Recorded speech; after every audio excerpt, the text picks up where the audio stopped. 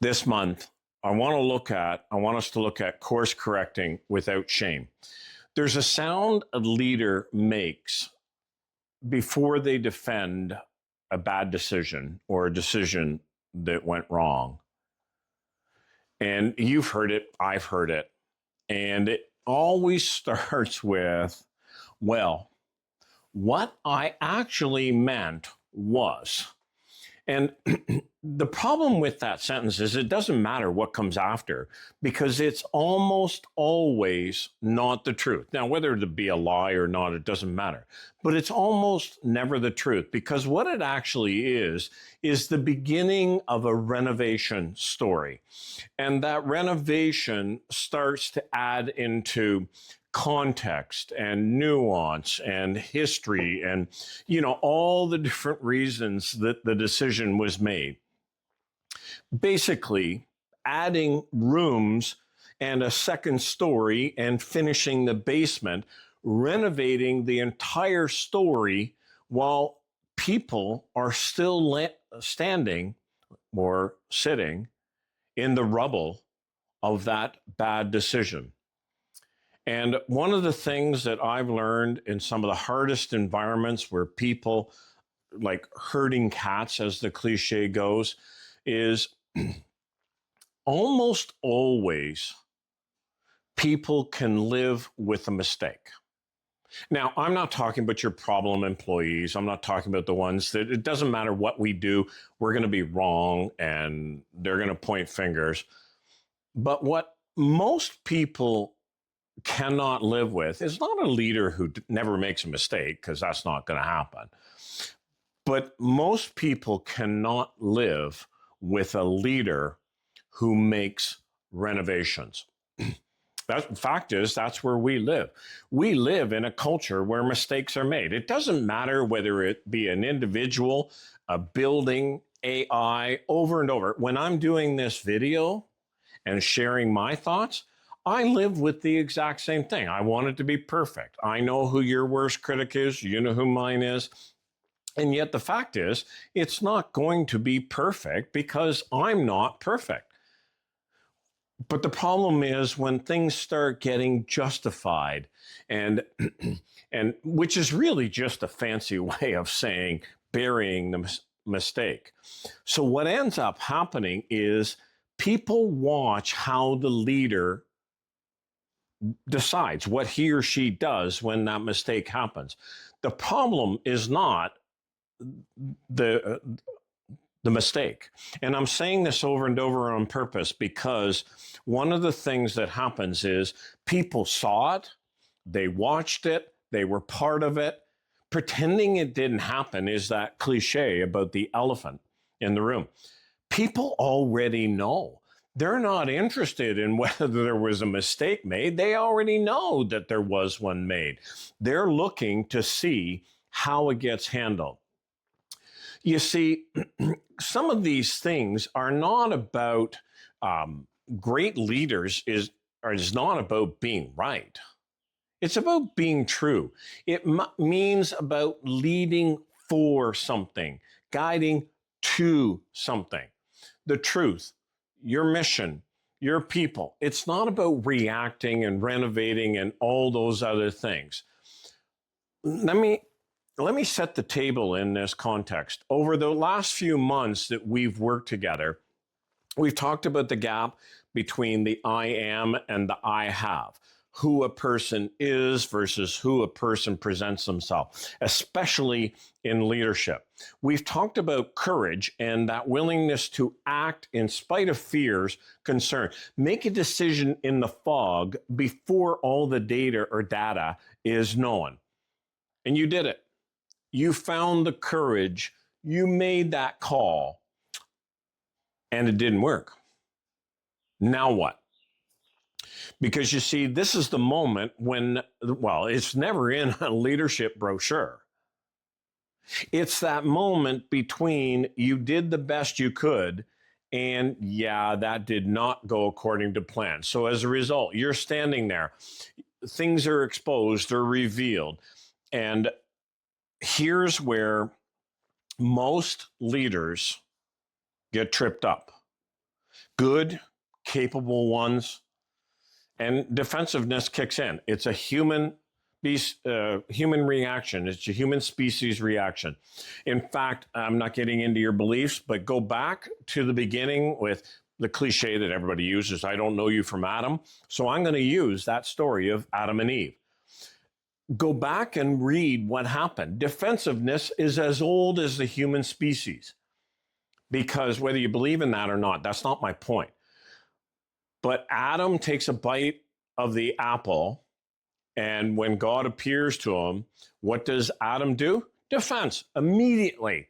Well, the woman that you gave to me, she gave me the apple. And what does Eve do?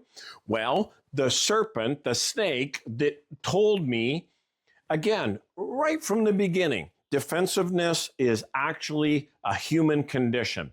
And if we are wrong, that is almost always the reaction of humans anywhere, anytime. And so what happens is leaders, instead of being defensive or lying, we make it sophisticated. We add rooms and renovate and some of those things. And so what happens is the story gets buried under so much reasonable sounding language that people learn. And the tragedy or travesty in all of this is leaders think that they are protecting their credibility. What they're actually doing is teaching people that work here, well, we don't admit anything. You absorb them, you smile, and then you renovate. You know, the thing that drives me nuts, the leaders that still say, well, I have an open door policy. Hold it, it's never going to work. Because when mistakes are not allowed to be admitted, we have taught people for years not to say four-letter words. Help is a four-letter word. They are not coming into your office to say help. Therefore, leaders can wonder why nobody comes through and things get worse. The problem is we're asking them to be honest in a culture that renovates things. So let me reframe the whole thing. Most of us were raised to believe that leadership is about knowing what to do. Leadership is about, if you will, being right, making that call, making that decision. The problem is being right is a very brittle thing to be built on, because you and I know that we're not going to be right all the time. And that's in all areas of life: being married, having a partner, being a parent, being a child, in the workplace, being a community. It doesn't matter where it shows up. You see, if being right is what it means to be successful, that brittleness means making a mistake isn't the issue. It is, making a mistake is an extinction level event, because we built everything on being right, and it's not going to happen. So here's the trade I want you to be thinking about. Stop focusing on being right. Start trying to be true. You see, true is durable. True doesn't collapse when a mistake happens, when the outcome kind of goes sideways, because true is not anchored to the outcome. True is anchored to your values, to your focus, to your mission. It's anchored to who you are. It is anchored to your I am.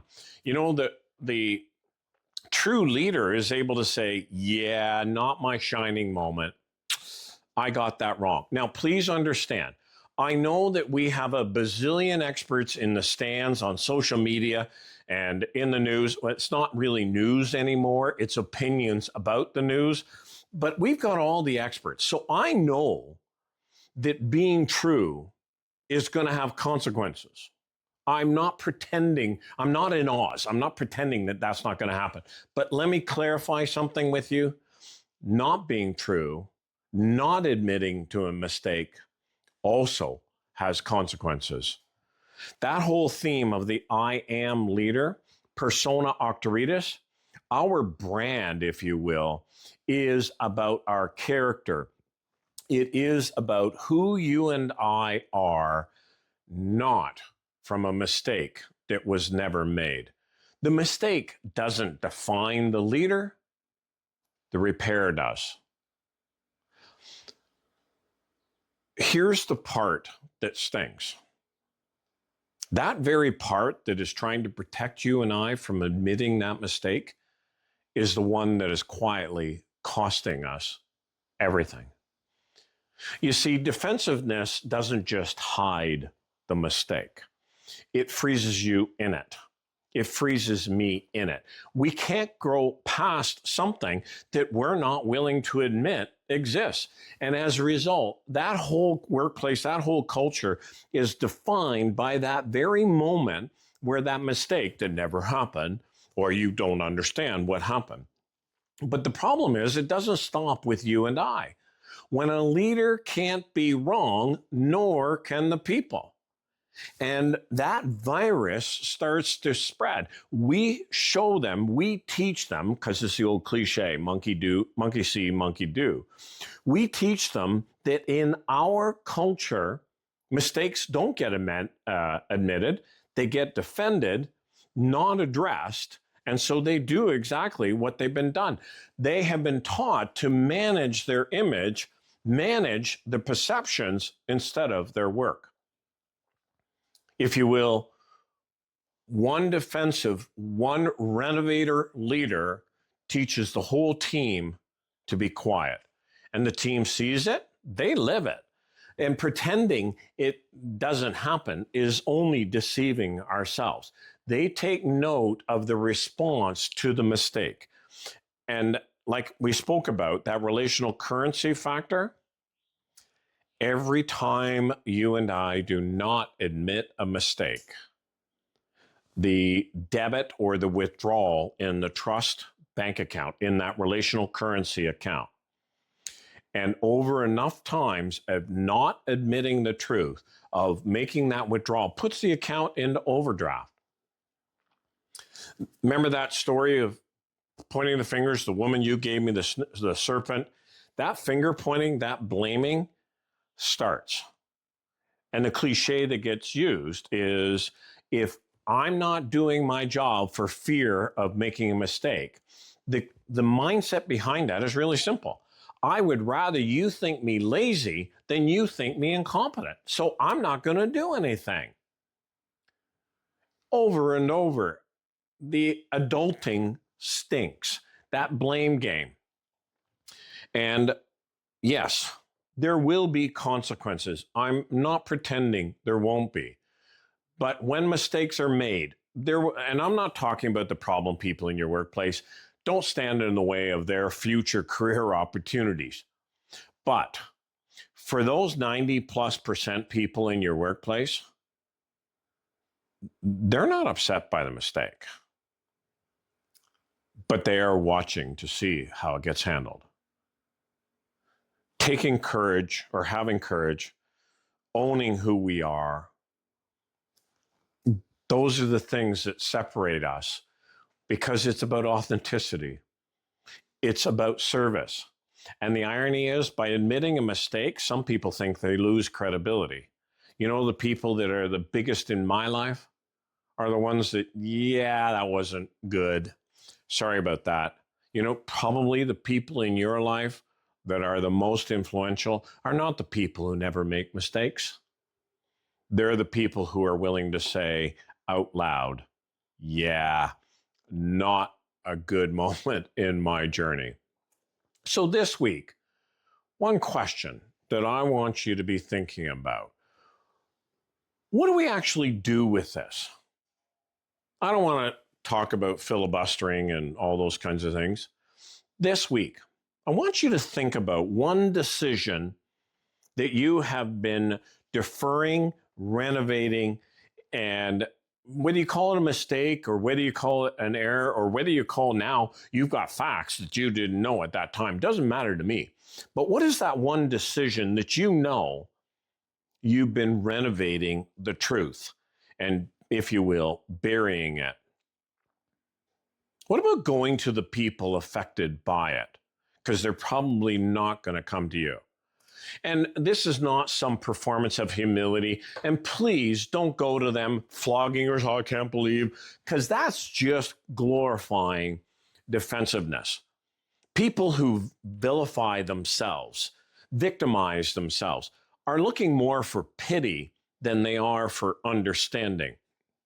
I made this call. Here's what I see now. Yeah, I did not see that then. I would have made a different decision. Sorry. And do it out loud with those people, because by allowing them to hear the I am in you, not the I have, allows them to see the real you. And that's what this journey is all about, the I am leader. William Bridges wrote an article book on managing transition. And in it, he uses probably one of the greatest leaders. He talks about Moses leading the people out of slavery in Egypt. I mean, that guy led them for 40 years through the wilderness. And I know the joke, had it been a woman, she would have stopped and asked for directions. But you see, Moses' key, William Bridges talks about, is an MBWA. Moses being walking around. Moses didn't send out memos or have some VIP tent where they could come and appeal to him. He actually visited people around where they hung out. The expression I use, because I talk about shepherd guides or shepherds as leaders, is SVAC. Shepherds Visiting Around Campfires. Don't wait for people to come to you. You've already taught them not to say four-letter words. Help. Go visit them around their campfires, the coffee pot or the water cooler, or kind of where they hang out, the cafeteria or kitchen. Visit them where they are. But the difference here is managers go visiting people to gather information. Shepherds go not for information. Shepherds go to hear what's going on with the flock. And so that when the flock are concerned, they already have a relationship. And so if they're hurting, they can go to the leader. That's the posture that this requires. Shepherds visiting around campfires. Don't widen the door and, oh, just come on in. Go to the campfire. Listen. Listen to what their concerns are. Listen to what's going on. What's one decision you can humbly revisit right now? And if I was meeting with you in person, I'd be asking, why haven't you? Be honest. Don't perform it. Don't do the false humility. Because here's what I know to be true, and I know you know this. When a leader repairs openly, no armor, no renovation, just the true thing and plain simple, the people in the room, they all exhale because you can feel it. You know that truth and honesty and humanity is allowed in this room. Our leader can be trusted with the imperfect. Our leader can be trusted. Trust doesn't erode the moment we make a mistake, the moment you make a mistake. Trust can grow when we admit and own the mistake. You see, growing is not about being right. Growing is about being true. Be that kind of true. People behind you, people following your leadership are waiting for it. And they're going to give you everything once they see it's safe. Be that. Be that person. Be that guide. So let me ask the question that I came here to ask. What have you been defending that you already know quietly you'd make differently? You don't have to tell me. I'd love to jump on a call and schedule a conversation with you, but you need to tell someone. Tell that person on the other side of it. That conversation is worth more than you will ever know, because it's about being real. It's about being honest. And if you know a leader who needs to hear this right now, just share, just forward this to them. And instead of renovating, instead of repairing, give them the courage, encourage them to be true, to grow forward. People think that admitting that they were wrong thinks it makes them look weak. Man, it's a crack in their armor, if you will. Actually, it does the opposite. It proves that the leader is real. You see, growth isn't about being right. Growth is about being true.